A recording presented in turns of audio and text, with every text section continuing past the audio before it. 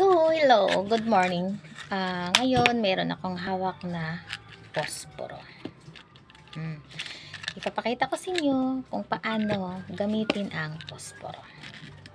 Ganito yan. Yan, buksan siya and then kumuha ng isang palito, isang stick, ito. Okay, then magic. Okay. Apoy. So, apoy. Siyempre, bago siya pumunta dito, makalapit sa kamay mo, mapapasok ka, diba? Ganito lang yon. O, diba? Wala na. Magic.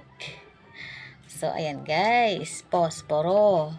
Nagsasanhi siya ng apoy. So, siyempre, masusunog tayo kapag nilalaruan, lalo na sa mga bata, bawal hawakan. Pwede niyong tingnan, pero bawal hawakan. Alright?